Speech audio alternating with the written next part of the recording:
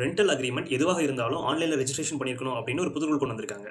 Residential ப்ராப்பர்ட்டியாக இருந்தால் அவங்ககிட்ட நீங்கள் 2 மாத வாடகையை மட்டும் தான் அட்வான்ஸாக வாங்கணும். அதே கமர்ஷியல் ப்ராப்பர்ட்டியாக இருந்தானா 6 மாத வாடகையை அட்வான்ஸாக வாங்கிக்கலாம்னு சொல்லியிருக்காங்க. அது மட்டும் இல்லாமல் நீங்கள் அந்த வாடகையை ஏற்றுறீங்க அப்படின்னா குறைஞ்சது ஒரு 4 மாதத்துக்கு முன்னாடி இன்ஃபர்மேஷன் கொடுத்துருக்கணும். நீங்கள் வாடகையை இன்க்ரீஸ் பண்ணுறத அக்ரிமெண்ட்டில் ரிட்டனாக கொடுக்கணும்னு சொல்லியிருக்காங்க. அது மட்டும் இல்லாமல் நீங்கள் அந்த வீட்டை இன்ஸ்பெக்ட் பண்ண போகிறீங்க அப்படின்னா அந்த வீட்டில் தங்கியிருக்கிறவருக்கு 24 மணி நேரத்துக்கு முன்னாடியே இன்ஃபர்மேஷன் கொடுத்துருக்கணும். அவர் இருக்கும்போது தான் நீங்கள் அந்த வீட்டை போய் இன்ஸ்பெக்ட் பண்ணணும்னு சொல்லியிருக்காங்க.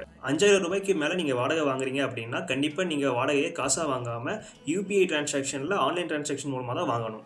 ஏதாவது ரிப்பேர் இஷ்யூ இருந்ததுன்னா அதை 30 நாளைக்குள்ளே சரி பண்ணணும். 30 நாளைக்குள்ளே சரி பண்ணாமல் விட்டாங்கன்னா அந்த வீட்டில் தங்கியிருக்கிறவங்களே அந்த ரிப்பேரை சரி பண்ணிவிட்டு அதை அந்த வாடகையில் கழிச்சிக்கலாம். இதெல்லாம் தான் இப்போ வந்திருக்க ஒரு புது அப்டேட். இதை பற்றி மேலும் உங்களுக்கு இன்ஃபர்மேஷன் வேணும்னு நினச்சிங்கன்னா கமெண்ட்டில் ரெண்ட் அப்படின்னு டைப் பண்ணுங்கள். நான் உங்களுக்கு இதை பற்றின ஃபுல் டீட்டெயிலும் அது போக என்னோட லாயரோட கான்டாக்ட் நம்பரும் நான் அனுப்பி வைக்கிறேன். உங்களுக்கு ஏதாவது டவுட்னா நீங்கள் அவங்ககிட்ட கேட்கலாம். அவங்க உங்களுக்கு இன்னும் ப்ரீஃபாக அதை எக்ஸ்பிளைன் பண்ணுவாங்க.